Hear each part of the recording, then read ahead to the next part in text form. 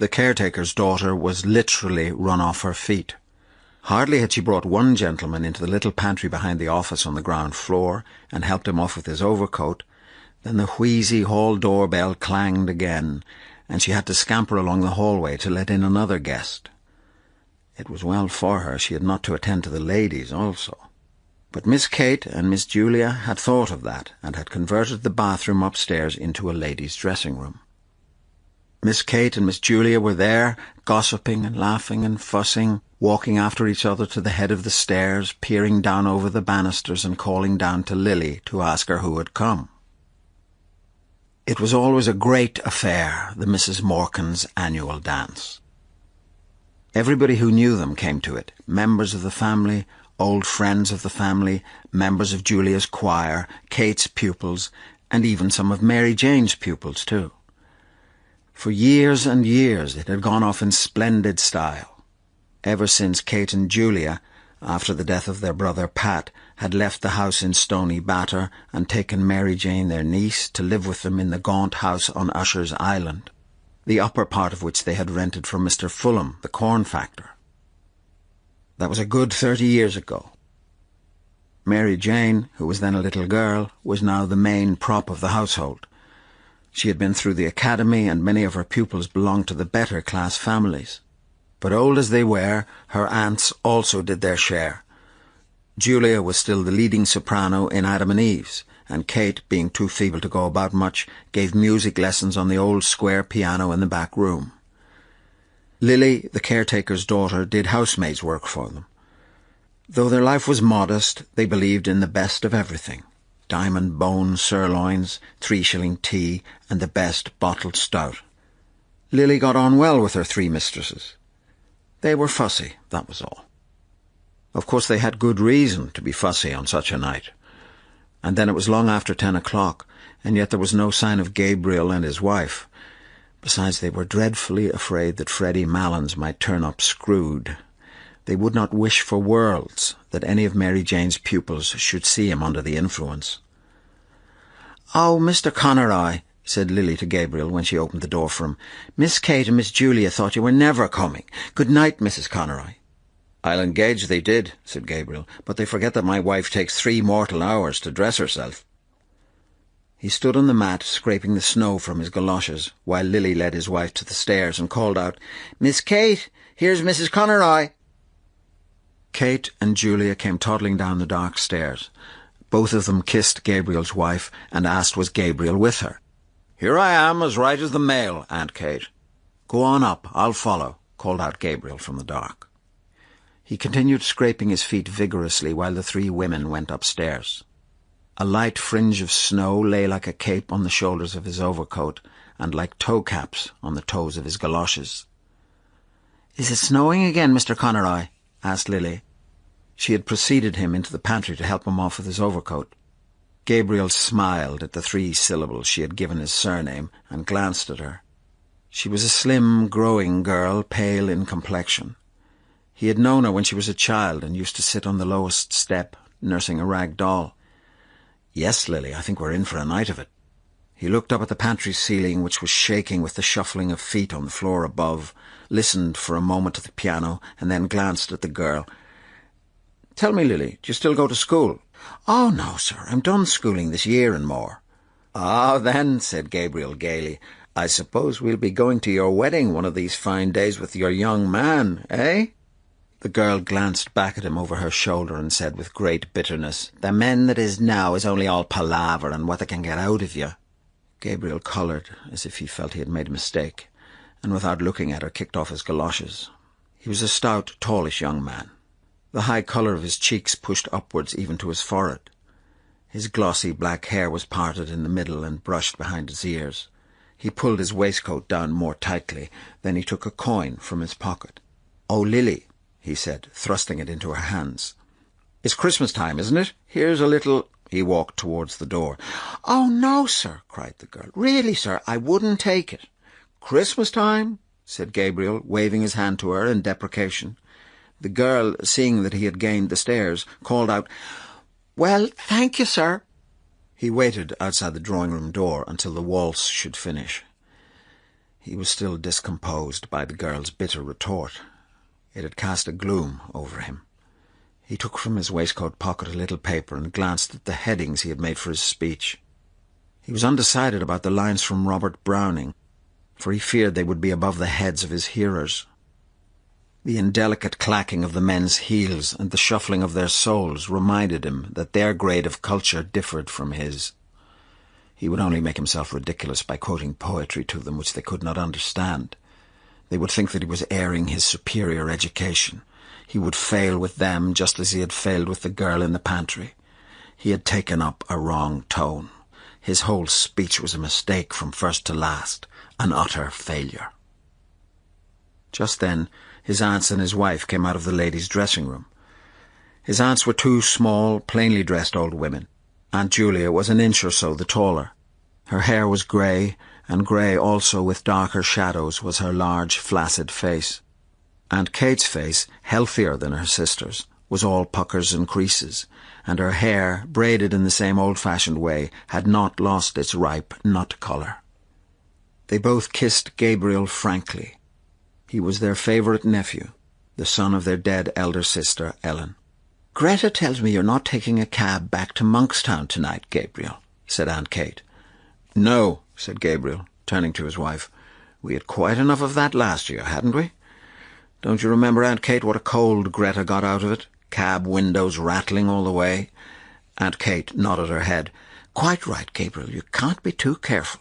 "But as for Greta there," said Gabriel, "she'd walk home in the snow if she were let." Mrs. Conroy laughed. "Don't mind him, Aunt Kate. He's really an awful bother, what with making Tom do the dumbbells and forcing Eva to eat the stirabout. The poor child, and she simply hates it. Oh, but you'll never guess what he makes me wear now." She broke out into a peal of laughter and glanced at her husband, whose admiring eyes had been wandering from her dress to her face. "Galoshes," she said. "That's the latest. Tonight, even, he wanted me to put them on, but I wouldn't. The next thing he'll buy me will be a diving suit." Gabriel laughed nervously, while Aunt Kate nearly doubled herself, so heartily did she enjoy the joke. The smile soon faded from Aunt Julia's face, and she asked, "And what are galoshes, Gabriel?" "Galoshes, Julia!" exclaimed her sister. "Goodness me, don't you know what galoshes are? You wear them over your boots, Greta, isn't it?" "Yes, Gabriel says everyone wears them on the continent." Gabriel knitted his brows and said, as if he were slightly angered, "It's nothing very wonderful, but Greta thinks it funny." "But tell me, Gabriel," said Aunt Kate with brisk tact. "Of course you've seen about the room. Greta was saying—" "I've taken one in the Gresham." "To be sure," said Aunt Kate. "And the children, Greta, you're not anxious about them?" "Oh, for one night. Besides, Bessie will look after them." "To be sure," said Aunt Kate again. "What a comfort!" She broke off suddenly to gaze after her sister, who had wandered down the stairs. "Now, I ask you, where is Julia going? Julia!" Julia, who had gone down one flight, came back and announced blandly, "Here's Freddie." At the same moment a clapping of hands told that the waltz had ended. The drawing-room door was opened and some couples came out. Aunt Kate drew Gabriel aside hurriedly and whispered, "Slip down, Gabriel, like a good fellow, and see if he's all right, and don't let him up if he's screwed. I'm sure he's screwed." Gabriel went to the stairs and listened over the banisters. He recognized Freddie Mallins's laugh. He went down the stairs noisily. "It's such a relief," said Aunt Kate to Mrs. Conroy, "that Gabriel is here. Julia, there's Miss Daly and Miss Power. Thanks for your beautiful waltz, Miss Daly." A tall, wizen-faced man with a stiff, grizzled moustache was passing out with his partner. "And here's Mr. Brown and Miss Furlong. Take them in, Julia, with Miss Daly and Miss Power." "I'm the man for the ladies," said Mr. Brown, smiling. He led the young ladies into the back room. The middle of the room was occupied by two square tables placed end to end and covered with a cloth. On the sideboard were arrayed dishes and plates, glasses and bundles of knives, forks and spoons. The top of the closed square piano served also as a sideboard for viands and sweets. At a smaller sideboard in one corner, two young men were standing drinking hop bitters. Mr. Brown led his charges thither and invited them all in jest to some ladies' punch, hot, strong, and sweet. As they said they never took anything strong, he opened bottles of lemonade for them. Then he poured himself a goodly measure of whiskey. "God help me," he said, smiling. "It's the doctor's orders." His wizened face broke into a broader smile, and the three young ladies laughed in musical echo to his pleasantry, swaying their bodies to and fro with nervous jerks of their shoulders. The boldest said, "Oh, now, Mr. Brown, I'm sure the doctor never ordered anything of the kind." Mr. Brown took another sip of his whiskey and said with sidling mimicry, "Well, you see, I'm like the famous Mrs. Cassidy, who is reported to have said, 'Now, Mary Grimes, if I don't take it, make me take it, for I feel I want it.'" His hot face had leaned forward a little too confidentially, and he had assumed a very low Dublin accent, so that the young ladies with one instinct received his speech in silence. A red-faced young woman dressed in pansy came into the room, excitedly clapping her hands and crying, "Quadrilles! Quadrilles!" Close on her heels came Aunt Kate. "2 gentlemen and 3 ladies, Mary Jane." "Oh, here's Mr. Bergen and Mr. Kerrigan," said Mary Jane. "Mr. Kerrigan, will you take Miss Power? Miss Furlong, may I get you a partner? Mr. Bergen." The 2 young gentlemen asked the ladies if they might have the pleasure, and Mary Jane turned to Miss Daly. "Oh, Miss Daly, you're awfully good, after playing for the last 2 dances, but we're so short of ladies tonight." "I don't mind in the least, Miss Morkan. But I've a nice partner for you, Mr. Bartell Darcy, the tenor. I'll get him to sing later on. All Dublin is raving about him." As the piano had begun the prelude to the first figure, Mary Jane led her recruits quickly from the room. They had hardly gone when Aunt Julia wandered in, looking behind her at something. "What is the matter, Julia?" asked Aunt Kate anxiously. Julia said simply, "It's only Freddie, Kate, and Gabriel with him." In fact, right behind her, Gabriel could be seen piloting Freddie Malins across the landing. The latter, a young man of about 40, was of Gabriel's size and build, with very round shoulders. His face was fleshy and pallid. He was laughing heartily at a story which he had been telling Gabriel on the stairs. He bade the Misses Morkans good evening, and then, seeing that Mr. Brown was grinning at him from the sideboard, crossed the room on rather shaky legs and began to repeat the story he had just told to Gabriel. "He's not so bad, is he?" said Aunt Kate to Gabriel. Gabriel's brows were dark, but he raised them quickly and answered, "Oh, no, hardly noticeable." "Now, isn't he a terrible fellow?" Aunt Kate said. "And his poor mother made him take the pledge on New Year's Eve. But come on, Gabriel, into the drawing-room." Before leaving the room, she signalled to Mr. Brown by shaking her forefinger in warning.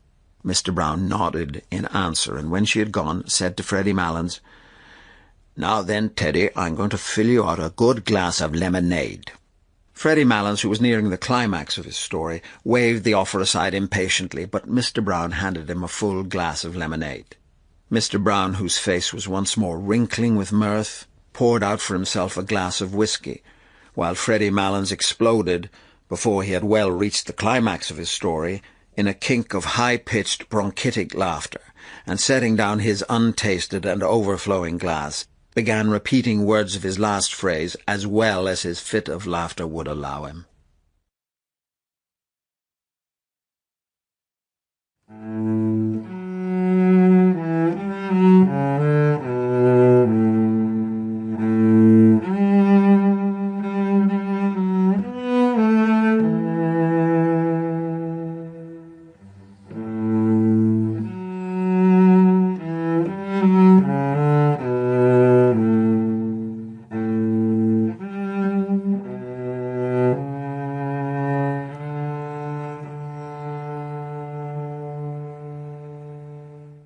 Gabriel could not listen while Mary Jane was playing her Academy piece to the hushed drawing-room. He liked music, but the piece had no melody for him, and he doubted whether it had any melody for the other listeners. The only persons who seemed to follow the music were Mary Jane herself and Aunt Kate standing at her elbow to turn the page. It was strange, he thought, that his mother had had no musical talent, though Aunt Kate used to call her the brains carrier of the Morkan family. Both she and Julia had always seemed proud of their serious sister. It was she who had chosen the name of her sons, for she was very sensible of the dignity of family life. Thanks to her, Constantine was now senior curate in Balbriggan, and thanks to her, Gabriel had taken his degree in the Royal University. A shadow passed over his face as he remembered her sullen opposition to his marriage. Some slighting phrases she had used still rankled in his memory. She had once spoken of Greta as being country cute, and that was not true. It was Greta who had nursed her during her last long illness.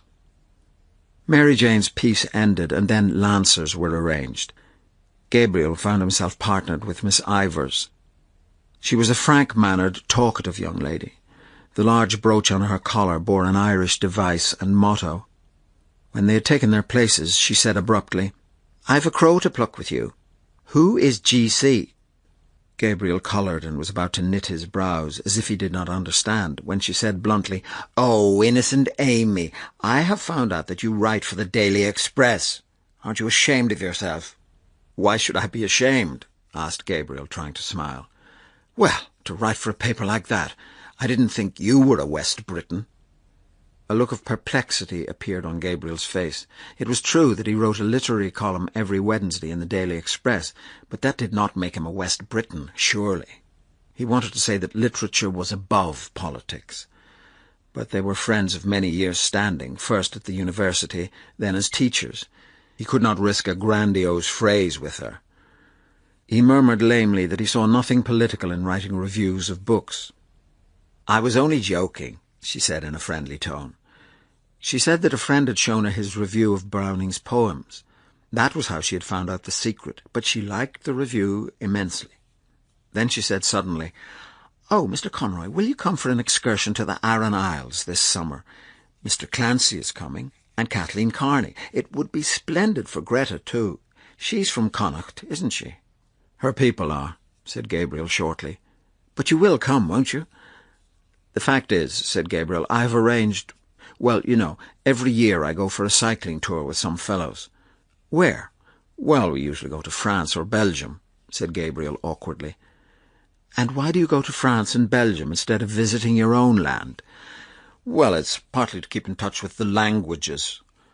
"And haven't you your own language to keep in touch with?" "Irish?" asked Miss Ivors. "Well, if it comes to that, you know, Irish is not my language." Their neighbours had turned to listen to the cross-examination. Gabriel tried to keep his good humour under the ordeal, which was making a blush invade his forehead. "And haven't you your own land to visit?" continued Miss Ivors, "that you know nothing of, your own people and your own country?" "Oh, to tell you the truth," retorted Gabriel suddenly, "I'm sick of my own country, sick of it." "Why?" Gabriel did not answer, for his retort had heated him. He tried to cover his agitation by taking part in the dance with great energy. When the lancers were over, Gabriel escaped to a remote corner of the room where Freddie Mallins's mother was sitting. She was a feeble old woman with white hair. She had been told that Freddie had come, and that he was nearly all right. Gabriel asked her whether she had had a good crossing. She lived with her daughter in Glasgow and came to Dublin on a visit once a year.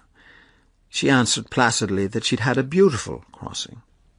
While her tongue rambled on, Gabriel tried to banish from his mind all memory of the unpleasant incident with Miss Ivors. Of course the woman was an enthusiast, but she had no right to call him a West Briton before people, even in joke. He saw his wife making her way towards him through the dancers. "Gabriel," she said, "Aunt Kate wants to know, won't you carve the goose as usual? Miss Daly will carve the ham. She's sending the younger ones in first, so that we'll have the table to ourselves." "All right." "What row had you with Molly Ivors?" "There was no row," said Gabriel moodily. "Only she wanted me to go for a trip to the west of Ireland, and I said I wouldn't." His wife clasped her hands excitedly. "Oh, do go, Gabriel. I'd love to see Galway again." "You can go if you like," said Gabriel coldly. She looked at him for a moment, then turned to Mrs. Mallins and said, "There's a nice husband for you, Mrs. Mallins." While she was threading her way back across the room, Mrs. Mallins, without adverting to the interruption, went on to tell Gabriel what beautiful places there were in Scotland. Gabriel hardly heard what she said. Now that supper was coming near, he began to think again about his speech. When he saw Freddie Malins coming across the room to visit his mother, Gabriel retired to the window. His warm, trembling fingers tapped the cold glass. How cool it must be outside. How pleasant it would be to walk out alone along by the river. The snow would be lying on the branches of the trees and forming a bright cap on the top of the Wellington Monument. How much more pleasant it would be there than at the supper table. He ran over the headings of his speech: Irish hospitality, sad memories, the three graces, Paris, the quotation from Browning. He repeated to himself a phrase he had written in his review: one feels that one is listening to a thought-tormented music. Miss Ivors had praised the review. Was she sincere? Had she really any life behind all her propagandism? It unnerved him to think that she would be at the supper table. An idea came into his mind and gave him courage. He would say, alluding to Aunt Kate and Aunt Julia, "Ladies and gentlemen, the generation which is now on the wane among us may have had its faults, but for my part I think it had certain qualities of hospitality, of humour, which the new and hyper-educated generation seems to me to lack." Very good. That was one for Miss Ivors. What did he care that his aunts were only two ignorant old women? A murmur in the room attracted his attention. Mr. Brown was advancing from the door, gallantly escorting Aunt Julia. An irregular musketry of applause escorted her as far as the piano, and then, as Mary Jane seated herself on the stool, gradually ceased. Gabriel recognized the prelude. It was that of an old song of Aunt Julia's, Arrayed for the Bridal. Her voice, strong and clear in tone, attacked with great spirit the runs which embellish the air. Gabriel applauded loudly with all the others at the close of the song. Freddie Malins was still applauding when everyone else had ceased. At last, when he could clap no more, he stood up suddenly and hurried across the room to Aunt Julia, whose hand he seized and held in both his hands, shaking it when words failed him, or the catch in his voice proved too much for him. "I was just telling my mother," he said. "I never heard you sing so well. Never. No, I never heard your voice so good as it is tonight. Now, would you believe that now? That's the truth. Upon my word and honour, that's the truth. I never heard your voice sound so fresh and so clear and fresh. Never." Aunt Julia smiled broadly and murmured something about compliments as she released her hand from his grasp. 30 years ago I hadn't a bad voice, as voices go. I often told Julia, said Aunt Kate emphatically, that she was simply thrown away in that choir, but she wouldn't be said or led by anyone, slaving there night and day, 6 o'clock on Christmas morning, and all for what? Well, isn't it for the honour of God, Aunt Kate? Asked Mary Jane. Aunt Kate turned fiercely on her niece. "I know all about the honour of God, Mary Jane, but I think it's not at all honourable for the Pope to turn the women out of the choirs, and put little whippersnappers of boys over their heads. I suppose it's for the good of the Church, if the Pope does it, but it's not right." She had worked herself into a passion, and would have continued in defence of her sister, but Mary Jane intervened pacifically. "Now, Aunt Kate, you're giving scandal to Mr. Brown, who is of the other persuasion." Aunt Kate turned to Mr. Brown, who was grinning at this allusion to his religion, and said hastily, "Oh, I don't question the Pope's being right, but if I were in Julia's place, I'd tell that Father Healy." "And besides, Aunt Kate," said Mary Jane, laughing, "we really are all hungry." On the landing outside the drawing-room, Gabriel found Mary Jane trying to persuade Miss Ivors to stay for supper, but Miss Ivors would not stay. "I'm afraid you didn't enjoy yourself," said Mary Jane hopelessly. "Ever so much, I assure you," said Miss Ivors, "but you really must let me run off now." Gabriel hesitated a moment and said, "If you'll allow me, Miss Ivors, I'll see you home if you're really obliged to go." But Miss Ivors broke away from them. "I won't hear of it. For goodness sake, go into your suppers."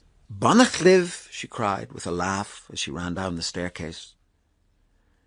Gabriel asked himself, was he the cause of her abrupt departure? But she did not seem to be in ill humour. He stared blankly down the staircase. At the moment Aunt Kate came toddling out of the supper-room. "Where is Gabriel?" she cried. "There's everyone waiting in there, stage to let, and nobody to carve the goose." "Here I am, Aunt Kate," cried Gabriel with sudden animation, "ready to carve a flock of geese, if necessary."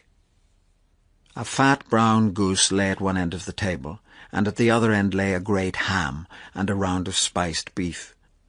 Between these rival ends ran parallel lines of side dishes. In the centre there stood, as sentries to a fruit stand which upheld a pyramid of oranges and apples, two squat old-fashioned decanters, one containing port and the other sherry.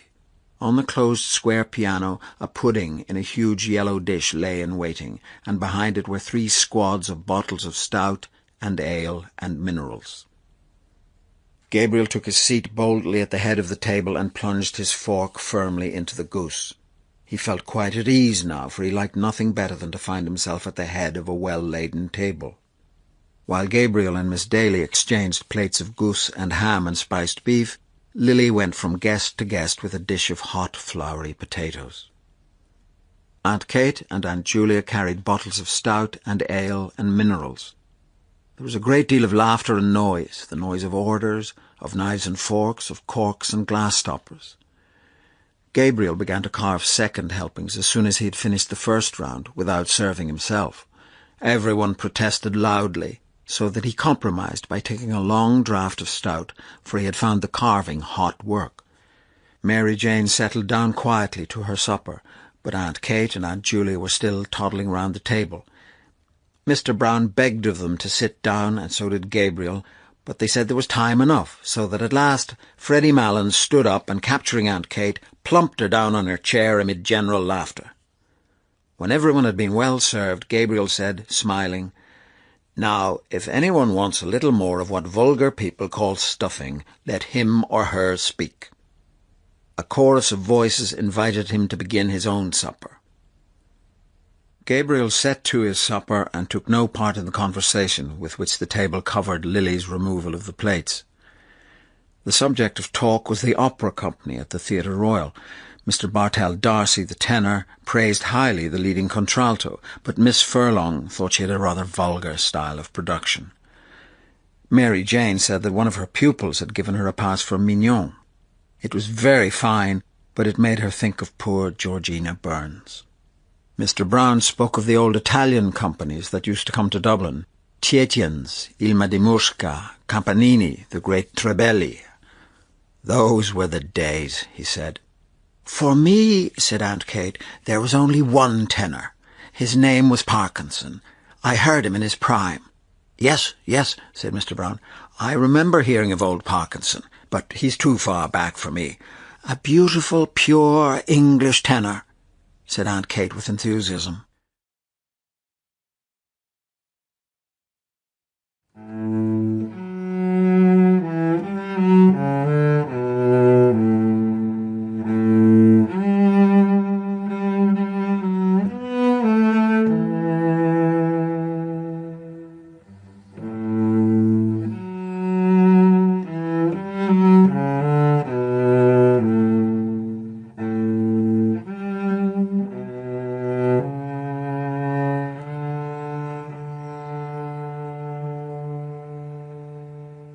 Gabriel having finished, the huge pudding was transferred to the table, and the clatter of forks and spoons began again. The pudding was of Aunt Julia's making, and she received praises for it from all quarters. As Gabriel never ate sweets, the celery had been left for him. Freddie Malins also took a stalk of celery. He had been told that celery was a capital thing for the blood, and he was just then under doctor's care. Mrs. Malins said that her son was going down to Mount Melleray in a week or so.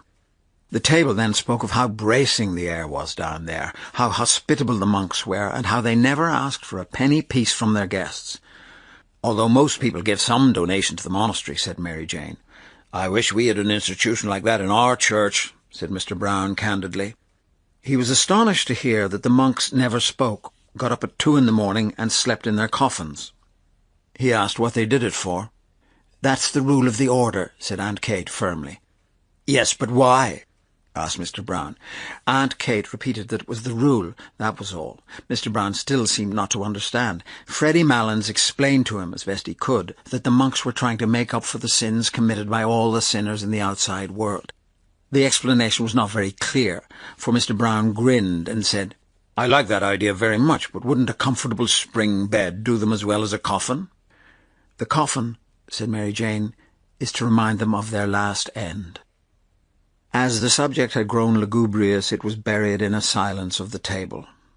The chocolates and sweets and fruit were now passed around, and Aunt Julia invited all the guests to have either port or sherry.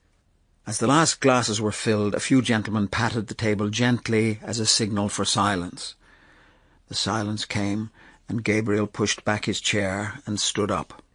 He smiled nervously at the company. The piano was playing a waltz, and he could hear the skirts sweeping against the drawing-room door. People, perhaps, were standing on the quay outside, listening to the music.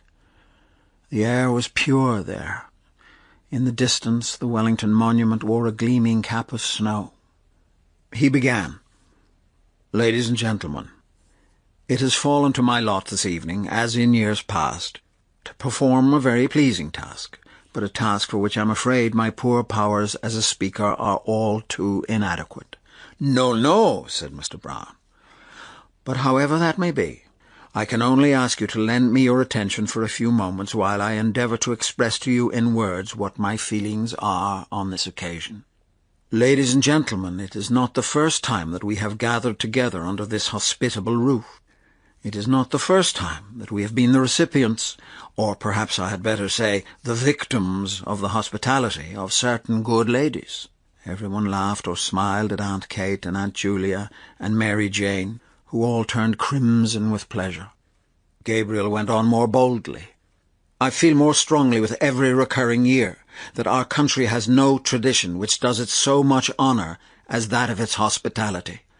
And as long as this one roof shelters the good ladies aforesaid, and I wish from my heart it may do so for many a long year to come, the tradition of genuine, warm-hearted, courteous Irish hospitality, which our forefathers have handed down to us, and which we, in turn, must hand down to our descendants, is still alive among us."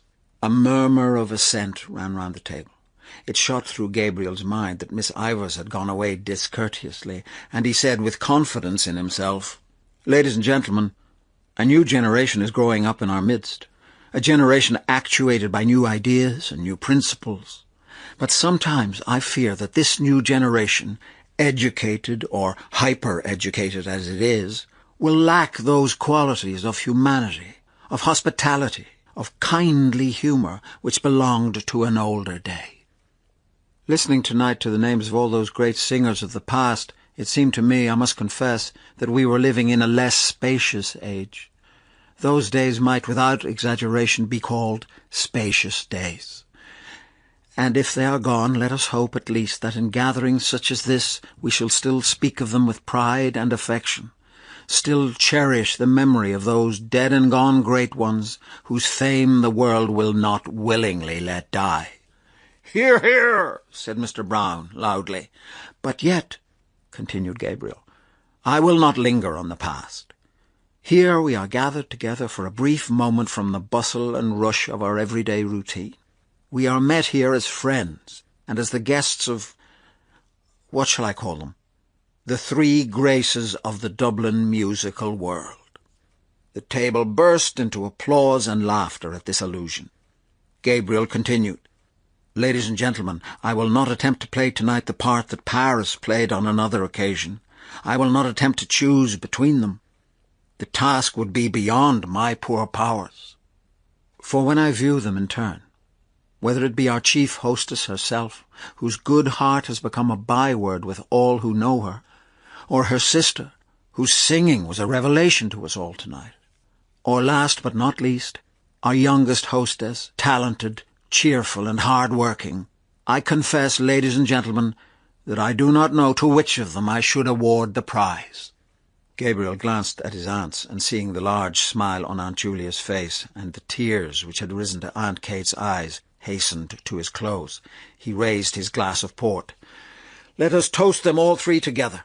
Let us drink to their health, long life, happiness and prosperity, and may they long continue to hold the proud position of honour and affection which they hold in our hearts."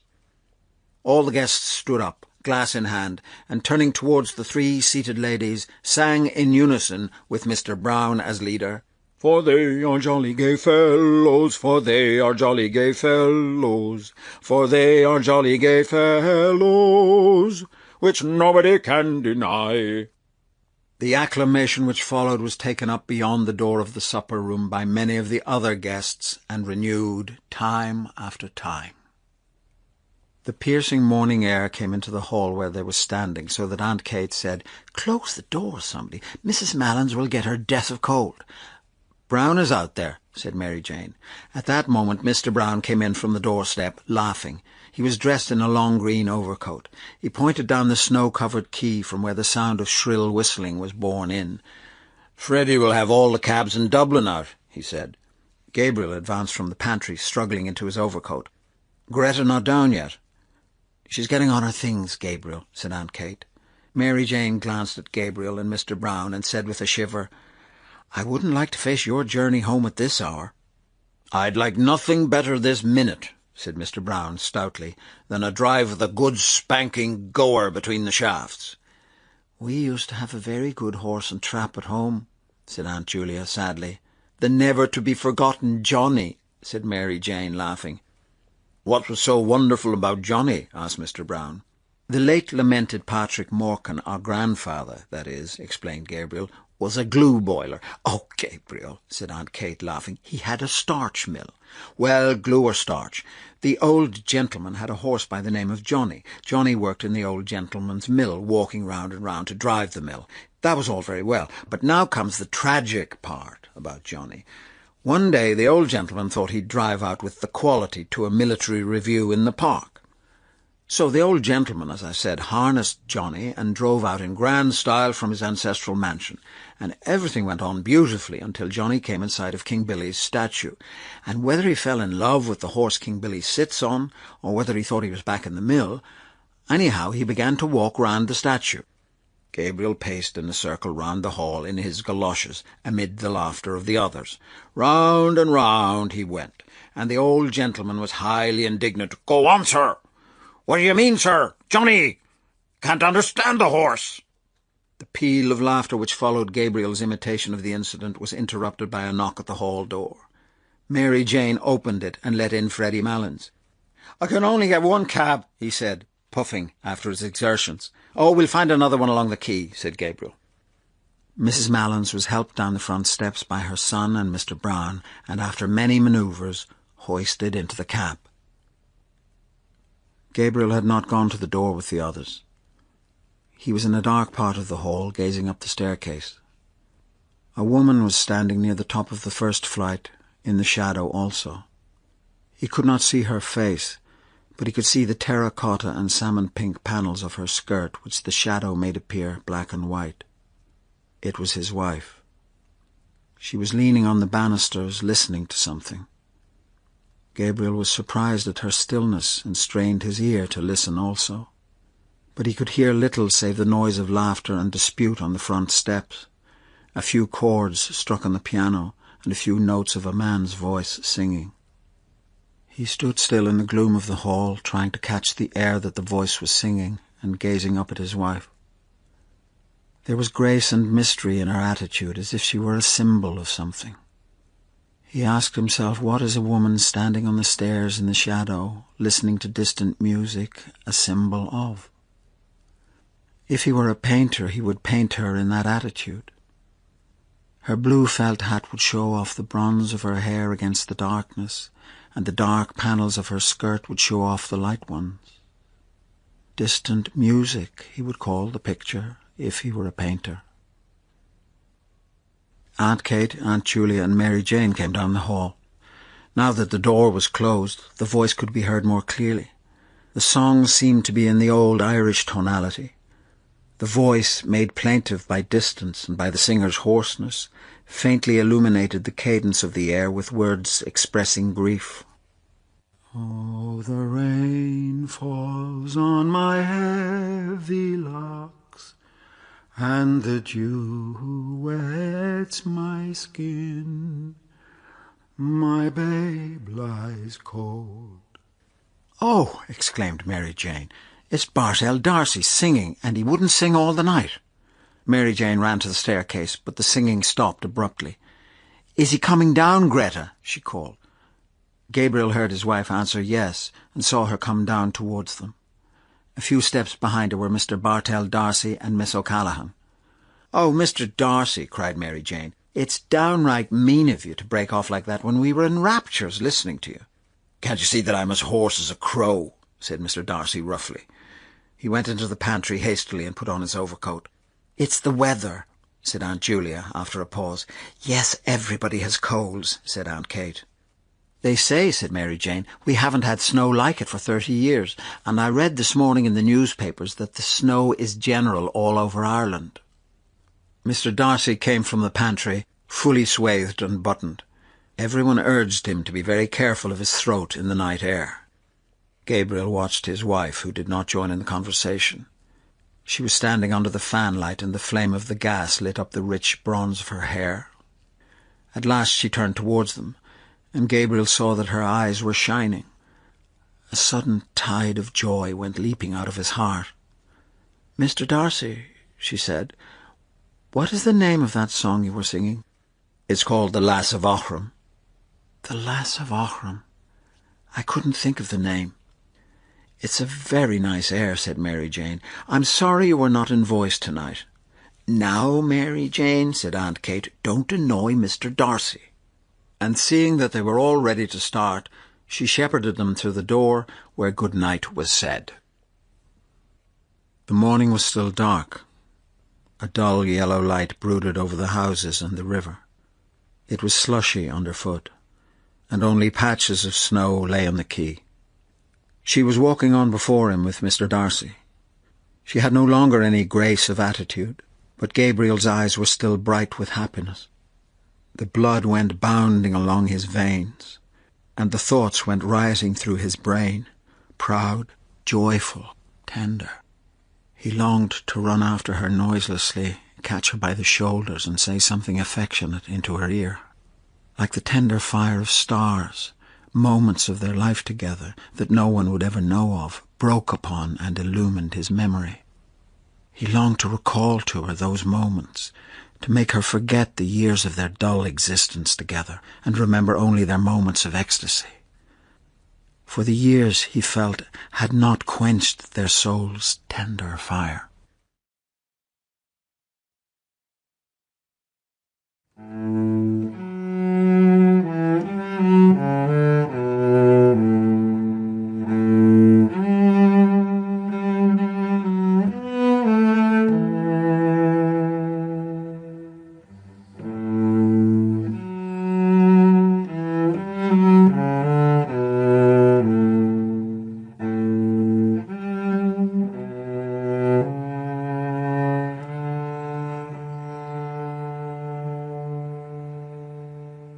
He longed to be alone with her.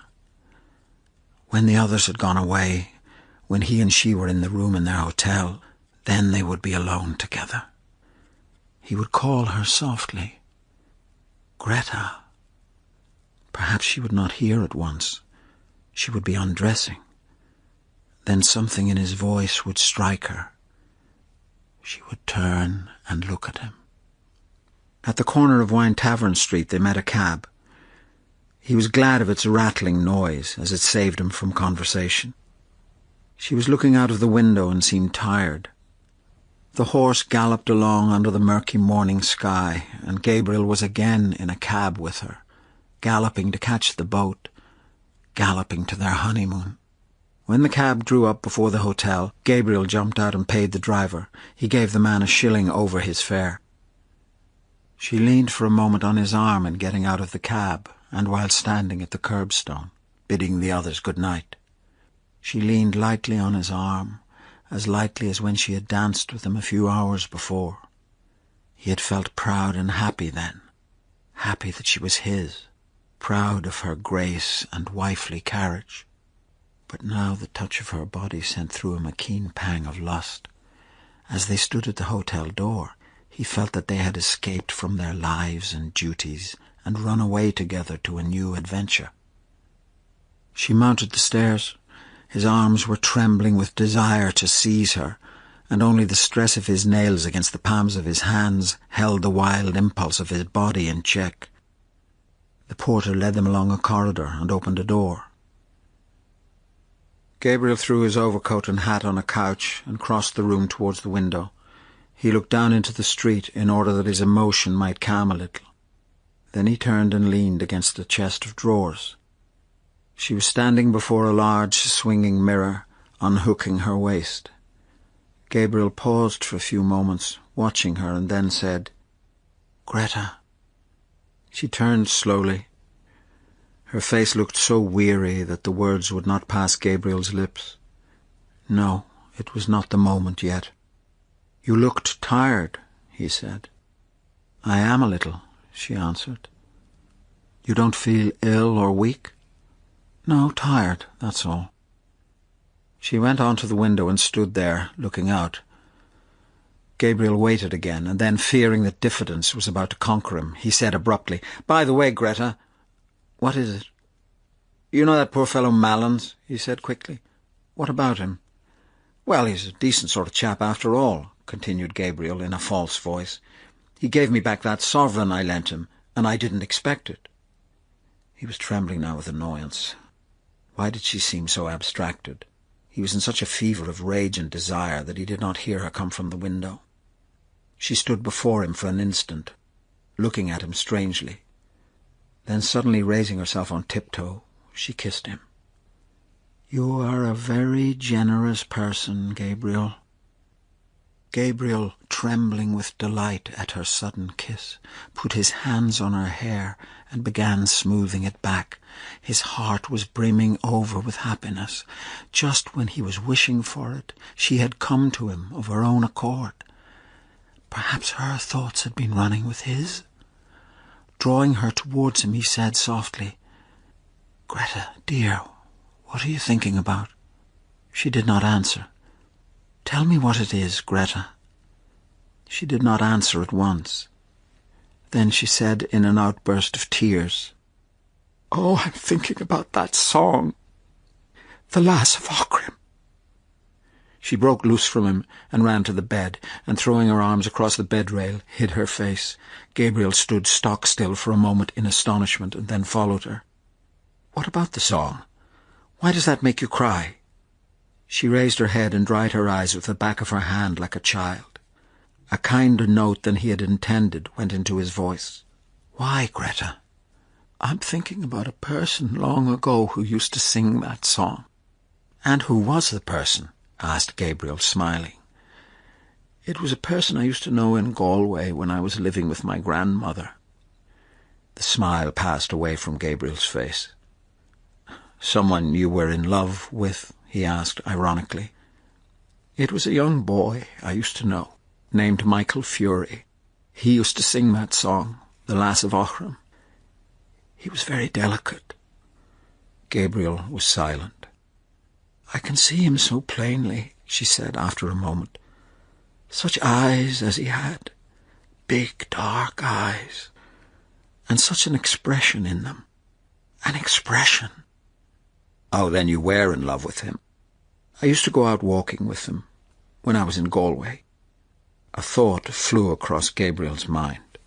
"Perhaps that was why you wanted to go to Galway with that Ivors girl," he said coldly.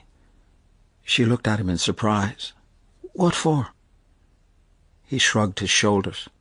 "To see him, perhaps." She looked towards the window. "He is dead," she said at length. "He died when he was only 17. Isn't it a terrible thing to die so young as that?" "What was he?" asked Gabriel, still ironically. "He was in the gasworks." Gabriel felt humiliated by the failure of his irony and by the evocation of this figure from the dead, a boy in the gasworks. While he had been full of memories of their secret life together, full of joy and desire, She had been comparing him in her mind with another. A shameful consciousness of his own person assailed him. He saw himself as a ludicrous figure, acting as a penny boy for his aunts, orating to vulgarians and idealizing his own clownish lusts. His voice when he spoke was humble and indifferent. "I suppose you were in love with this Michael Fury, Greta." "I was great with him at that time." Her voice was sad. Gabriel, feeling now how vain it would be to try to lead her whither he had purposed, caressed her hand and said also sadly, "What did he die of so young, Greta? Consumption, was it?" "I think he died for me." A vague terror seized Gabriel at this answer, as if at that hour when he had hoped to triumph, some impalpable and vindictive being was coming against him, gathering forces against him in its vague world. "It was in the winter," she said, "when I was going to leave my grandmother's and come here to the convent. And he was ill at the time in his lodgings and wouldn't be let out, and his people in Uachtarard were written to. He was in decline, they said." She sighed. "Poor fellow. He was very fond of me, and he was such a gentle boy. We used to go out together, walking. He was going to study singing only for his health. He had a very good voice, poor Michael Fury." "Well, and then?" "And then when it came to the time for me to leave, he was much worse, and I wouldn't be let see him. So I wrote him a letter saying I would be back in the summer, and hoping he would be better then." She paused to get her voice under control, and then went on. "Then the night before I left, I was in my grandmother's house, packing up, and I heard gravel thrown against the window. The window was so wet I couldn't see, so I ran downstairs and slipped out the back, and there was the poor fellow at the end of the garden, shivering." "And did you not tell him to go back?" "I implored of him to go home, and told him he would get his death in the rain. But he said he didn't want to live. I can see his eyes as well. He was standing at the end of the wall where there was a tree." "And did he go home?" "Yes. And when I was only a week in the convent, he died." Oh, the day that I heard that he was dead. She stopped, choking with sobs, and flung herself face downward on the bed. Gabriel held her hand for a moment longer, irresolutely, and then, shy of intruding on her grief, let it fall gently.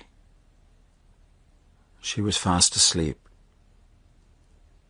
Gabriel, leaning on his elbow, looked for a few moments unresentfully on her tangled hair and half-open mouth. So she had had that romance in her life. A man had died for her sake. It hardly pained him now to think how poor a part he, her husband, had played in her life. He watched her while she slept, as though he and she had never lived together as man and wife. He wondered at his riot of emotions of an hour before. From what had it proceeded? From his aunt's supper, from his own foolish speech, from the wine and dancing, the pleasure of the walk along the river in the snow. Poor Aunt Julia. She too would soon be a shade with the shade of Patrick Morkan and his horse. He had caught that haggard look upon her face for a moment when she was singing Arrayed for the Bridal. Soon, perhaps, he would be sitting in that same drawing-room, dressed in black, his silk hat on his knees. The blinds would be drawn down, and Aunt Kate would be sitting beside him, crying and telling him how Julia had died. He would cast about in his mind for some words that might console her, and would find only lame and useless ones. Yes,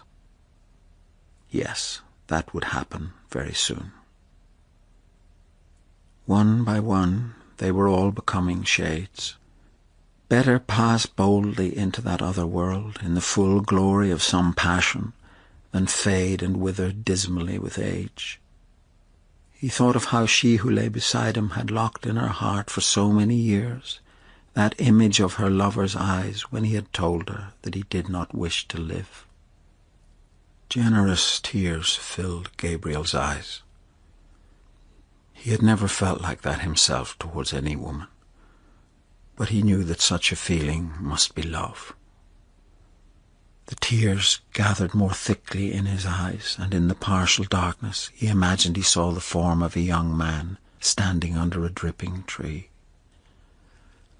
Other forms were near. His soul had approached that region where dwell the vast hosts of the dead. He was conscious of, but could not apprehend, their wayward and flickering existence. His own identity was fading out into a grey, impalpable world. The solid world itself, which these dead had one time reared and lived in, was dissolving and dwindling. A few light taps upon the pane made him turn to the window. It had begun to snow again. He watched sleepily the flakes, silver and dark, falling obliquely against the lamplight. The time had come for him to set out on his journey westward. Yes, the newspapers were right. Snow was general all over Ireland. It was falling on every part of the dark central plain, on the treeless hills, falling softly upon the bog of Allen, and farther westward, softly falling into the dark, mutinous Shannon waves. It was falling, too, upon every part of the lonely churchyard on the hill where Michael Fury lay buried. It lay thickly drifted on the crooked crosses and headstones, on the spears of the little gate, on the barren thorns. His soul swooned slowly as he heard the snow falling faintly through the universe, and faintly falling, like the descent of their last end, upon all the living and the dead.